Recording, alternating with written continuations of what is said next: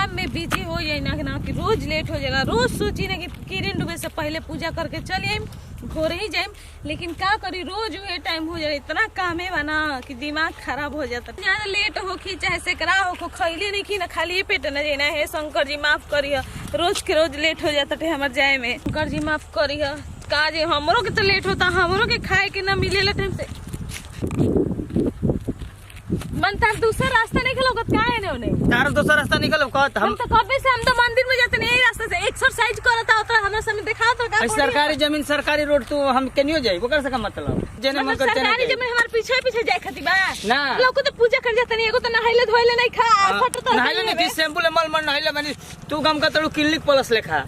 Clinic plus के बात मत करो, हम डॉक्टर से नहाइले बनी चलो ना जा होने अपन काम करो। बड़ा बढ़िया बड़ मन कर देखा नहीं सुंदर बड़ी है से मन करता तार संग चल जी हो। कहां जात रहो सही बताओ, छोड़ छोड़ कहां जात रहो पूजा करे पूजा करे जाते शंकर बाबा के। चल हम गोड़ लागले तार संग है चल मैं हमर संग ही गोड़ लगबो। मन का हो जी खराब अकेले जाके लगबो तो कुछ हर जाओ जी। अच्छा तो मिलजुल के पूजा कर लेबे तो कोनो खराब बात बा। मैं हमर संग मिलजुल के काहे करबो तू पूजा खराब तारा मुझे जाता नहीं। वही मेरा हल्ला फुगा। सुनो ना हे भगवान राम राम राम हे शंकर जी का बोलो तो हाथ क्या छोता रहा। अच्छा मन कर देला छुआ के जाय देना ऐसे छुआ पिया हमारा रास्ता छोड़ के जा। तारे जैसा लफके बहुत देखले बनी जेकर चक्कर में रह के ओकरा चक्कर में मुंह उठा के चली आले सन फालतू बोले खाती। तू भी आई क्वेश्चन क्वेश्चन बाड़ा सनी दादा समझ में नहीं खे आवत। साला ई पूठा पे हाथे नहीं के फेरे देथो, बड़ा खतरनाक माल दिया। ठीक बा का हो कहां घुमत रे जाता नहीं बस ट्यूशन करे कहेल पढ़े लगल पढ़े नाम लिखवाए कनी कि आइल फार्म नु मुखिया जी कहला हनु हां कि तो अब तन तोर नौकरी लगवा दे। छोड़ पढ़ाई पढ़त रे का तेल डाल के कैसे इंटर पास कर जो। कहां जात रहे ने जाता नहीं ट्यूशन नहीं तो बड़ा भयंकर माल बोल दिया उन्हें। का करी बताओ तन सोचने कि तू कर जब पूठा हाथे नहीं के फेरे दे हाथ नहीं के फेर दे। हां पटा लेबे कि ना ओकरा के। अरे मर्द हमारे तो किस जगह पता एकदम ओकरा के पटा ले हम 2 मिनट सोच के बोली है बाजी लगाइबो जाता ना को कहबे होता ना के आओ 2000 के बाजी लगाबो आओ ना पटा ले लेनु तो जत रे का छोड़ाबो ना बियाह हमका से कर ले जो मंदिर पे गइलियो मंदिरा पे हां कैसन पहले बियाह कैसन जो ना देख लेबे हुए गइलियो तो पैसा लग पहले के का तो चलो आव तू पीछा पीछा रही हो तो चल हम तनी तो चल चलो संग में चलो चल मतलब पैसा कमाओ कर दे मैं पैसा ना दे तो मैं खेले हो जी ए पैसा तारा पैसा लेके भागाव हां हम तो जानी कि शादी गई एकदम मंदिरों के नाम पे ना एकदम लफुआ से बड़का लफुआ हो गइल बड़ सही दादा।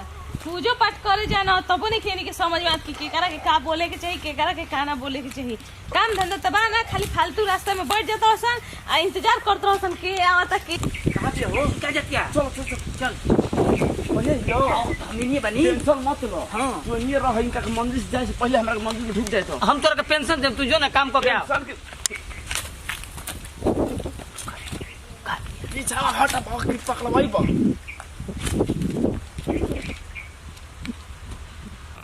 आई हो दादा ऐसा एहरी के ऐसा स्थिति रही ना ऐसा उनको जी गोड़ लागत नहीं।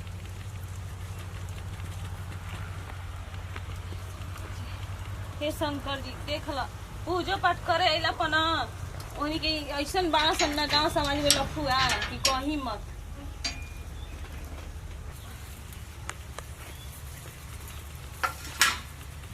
ये शंकर जी रोज के रोज हमारा लेट हो जाता है शंकर जी।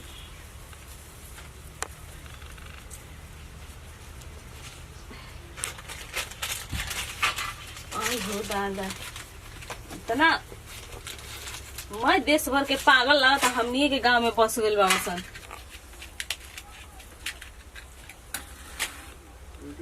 ओहो हवा बहुत है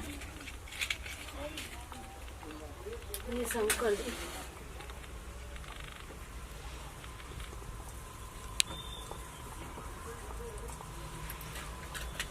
हवा कितना बहुत है दादा।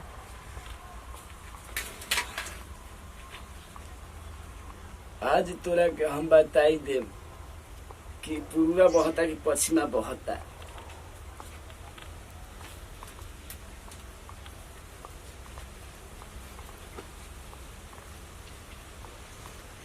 शंकर जी और इतना पूजा करी ना रोज हम आई ना रखे कोनो ऐसा दिन नहीं कि जन खाली जाला चाहे जाड़ा हो चाहे गर्मी चाहे बरसात हो हमेशा ही नहीं शंकर जी जौन हमारी इच्छा बाटे रोरा पूरा करी।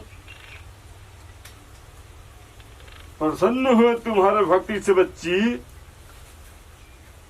अयो दादा ये बोला टे। हम तुम्हारे भक्ति से प्रसन्न हुए। तुम हमारे दरवाजे पर प्रतिदिन आती हो।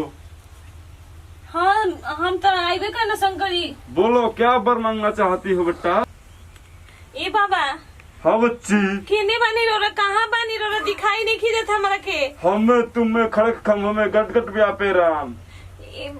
सचमुच में रोरा बोला तनी। हाँ बच्ची। हम तो ही देख ले वर मांगो।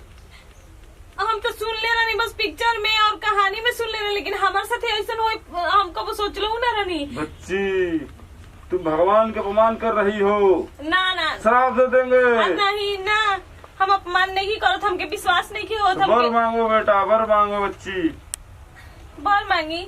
आज तुम पर बहुत खुश हैं। शंकर जी हमके तो सब कुछ बाटे, कोनो चीज के कमी नहीं खे, सब कुछ बाटे, पढ़ाई लिखाई सब हमारे जानते बनी रहा, सब कुछ बा, खाए पिए पहने वाले के कोनो चीज के दुख नहीं के हमरा के। बस हमारे एक ही ख्वाहिश बाटे ना कि हमके बढ़िया घर में बढ़िया लड़का से हमारी शादी हो जाओ। बच्ची तुम्हारे भाग्य में हाँ लव मैरिज लिखा हुआ है। Love marriage? हाँ बाबा पर हमारे घर के आदमी एक्सेप्ट ना करी। बोली बाबा। बच्ची इस हाँ? मंदिर से बाहर निकलते ही हाँ मंदिर के बाहर जो व्यक्ति तुम्हारे पास सामने खड़ा होगा, हाँ वही तुम्हारा पति होगा। हमार पति हो अनु है। हाँ तब क्या करम बाबा हम? उसी से शादी करना पड़ेगा तुमको यहीं पर अभी। अभी? हाँ। अगर हम ऐसा ना करब तो? ना करोगे तो नष्ट हो जाओगे। अयो बाबा इका कहत नहीं, हमारे घर के आदमी ना तुम्हारे मानी। माता पिता सब मर जाएंगे, तू भी मर जाएगी। आई बाबा ये ऐसा बाबा का श्राप है। हे शंकर जी ऐसा मत कही, ऐसा हम अपन मम्मी पापा से बहुत ज्यादा प्यार करी ना, ऐसे मत कही। तो फिर जाओ। ठीक बाटे, ठीक बाटे, जाता नहीं हम।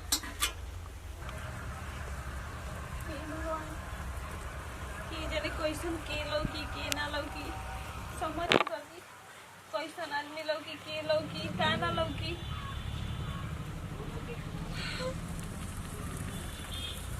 हे भगवान छोटा सा बालक ही है हमारे नसीब में। कहाँ से आयल बड़ा तू? का नाम है?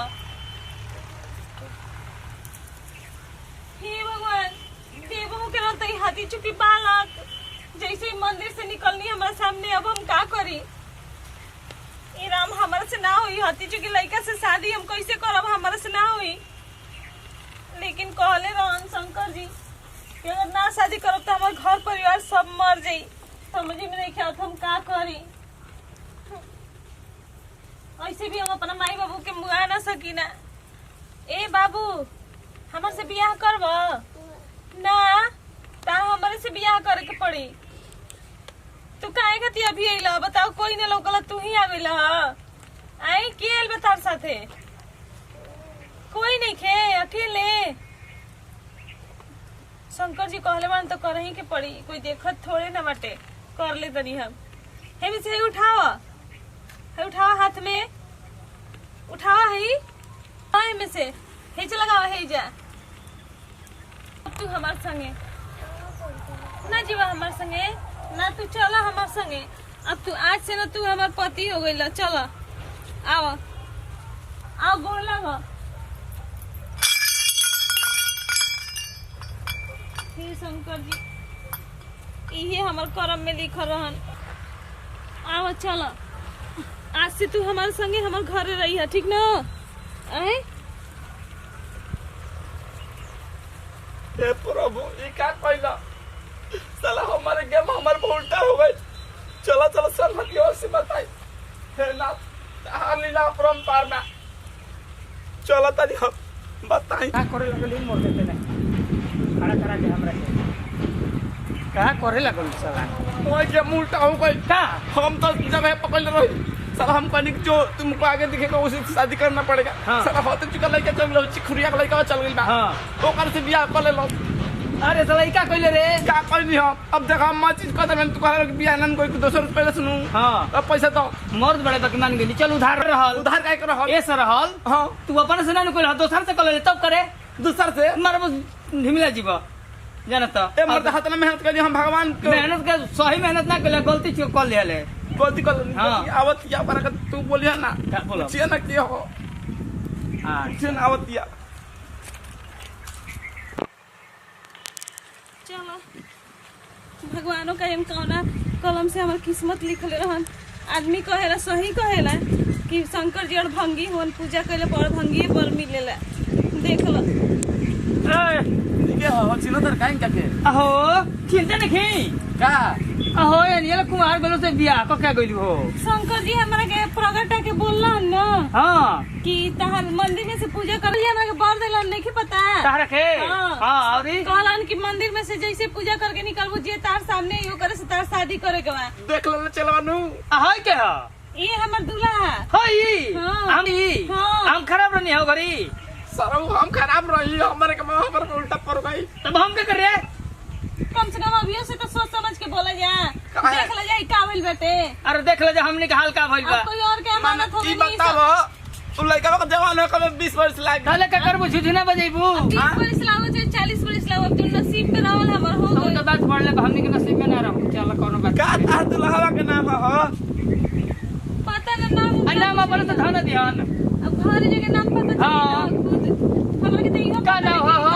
लड़कोर राजा जी कहिया ना लड़कोर राजा ना हाँ। दो मजाक मत उड़ाओ चलो चुपचाप चल काम कर जा अपन ठीक है बेटा काम करते जा हमने के नेता तार का देख कर जा बताओ हमने के छोड़ दे कर का हमने से बियाह कर के छोड़ दी कल काले छोड़ दी क्या शंकर भगवान पर जान दे बड़ा माय बाबू तार सरकारी प्रधान दरबार के अगर ना हम शादी करम त हमर माई बहू मर जाई निमन पूजा कर लो हम कर हाँ।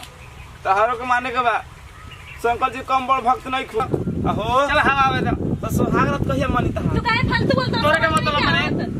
एडवांस बोलता मंदिर में बड़ा कम से कम समझ जा का बोलतनी ना हां सही बात है काहे हमर मजाक उड़ाओ कर जा मजाक उड़ातनी हां अरे ये क्या करते हो ना खोज दिन तारा के छीसी पति हम क्या रे चलो चलो घर चलो के क्या क्या है अरे हमार बाबू हम चल कर ई के गुगल लगाता गोल का लागत री अब बाबू ई कहां लेके जातनी अरे हमार लइकवा के नहीं आज से हमर पति हुआ हई खोज तनी पति हां तार लड़का का भोई गती हां बियाह कर बड़ी हमरा छोड़ दे देखिए ये हो गेल हम देखिए ऐसे मत करिए छोड़ा ना तार ऐसे लड़का मत के आगे करिए, हमर पतो लइकवा के हो जान ले हम तार आगे पतो हो गई तार पर गती हां चिंता मत कर हां देखिए हमरा हमने अगर मिल गेल बे सब साथ चीज चलब हां छोड़ पहले बढ़िया और छोड़े के टाइम बा ए मने कुल का करेल बड़ जा हमने करल बन जा देखिए यार गोड़ पे हमने तो तैयार नहीं है जा हमर माई बाबू के जिंदगी के सवाल बता हाँ। तहार जिंदगी के साल में हमर लइकवा के जिंदगी हई कुछ भी हो गया हम जाए ना दे जाए ना देब हमरा के लेके चले पड़ना तो हम इनकरा के अपना घर लेके जाए हम खोज तनी होने आई अब घबरा मत मर जौन हो गेल तो उनको का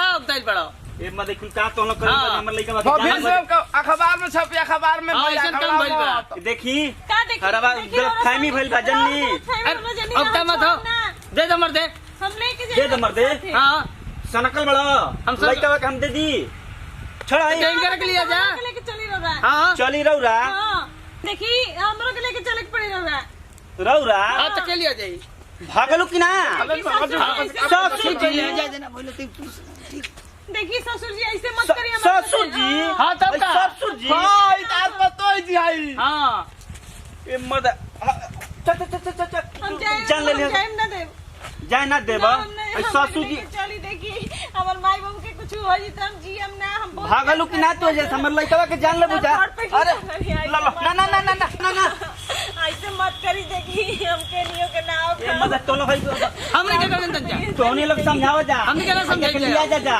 तार ने के बुझात पाप पर लगी तोहर पर बाप पर लगे हमर हाँ। लइकवा के जान ले जा हां दे दो हां दे चल बोल बता अभी ना दे ना ना ना हां हां बताओ जन सुना है ना हम सुना बता दे समझा रहे हरी का खाना बनू हम भगवान के रूप में बोलत रही मजी तल हाई बाबू आगिला खेल जाओ आगिला हाई तू बाजी लगा रहा कल 2000 रुपया दे अब बना हम कहे ना जा हम निकल रहे अब देखा तुम ऐसे कोई के जिंदगी के साथ मजाक कर बजा मजाक कर मजाक कर दोस्तरा हां ये कौन मजाक मजाक करते कर हिंगा दोस्तरा के मजाक दोस्तरा तू कहला हां काहे न करबो जब हमार ना बोलू तो इसका मतलब ये भाई हां अभी तो कदे नहीं अभी जाएगी मंदिर में हमारा हां तो मंग धोत खाता अभी का साथ हमनी के तोरा से टिकोली हाँ। उड़ी के देखत मान अरे तार माता को लेके जाता है हां अभी मरदा कर छोड़ो हो। हैं कैस को ले जा तो काहे ना हमनी के भइल हो चल चल कैसे तार माता को लेके हो कल आई हो हां तो कर मारो हां आई मरदा हम कब से हो जाए हो हां ठीक कर दो बा कैसे कर छोड़ो भाई कुर्ता ना हो मजाक चीज ना होला कैसे होला हां छोड़ो ए तो हां 2 रुपए हमें दो अरे दे रे रे ए छोड़ो अरे जिंदगी के साथ खेल के आ जाए तो सुना तो तनी के कर लो ना कोनो बात के छोड़ो बताओ ये सब कर ले ना करब जा अब ना करब जा तू भेटो तोर से पैसा लेता हम अरे पैसा चला छोड़ाऊ रे छोड़ा हो छोड़ा तू काहे ऐसे कहला हो तू मतलब बोली बोलत कहिए से ना बोलनी तो मतलब ये भइल हां अब तो क्या करिए हे ना का कराता रे अब दोनों चल के हमारे साथ बियाह करो सन छोड़ ये करी ना ना तू कर ना हम तू का क्या कर रहे पूरा खावे कोनो बात नहीं के चल ना तो तू करे ना तू काले तोनी को कह के जिंदगी से ऐसे ही मजाक करबा सन नहीं, छोड़, हम ना करब। छोड़ दूर अच्छा छोड़ो अपन मीटिंग कर बता हाँ। जान दर चलवा हां बियाह तो कर जी बहुत सुखा बाड़ी बाप रे बाप मजाक जैसन हईसन मजाक होला आज के शंकर जी आदमी कहेला ना कि देवी देवता में मने हईसन मजाक कइला सनोनी के कोनो उपाय नहीं है ना आज के बाद तारो के पूजा करने आई हम जात नहीं जा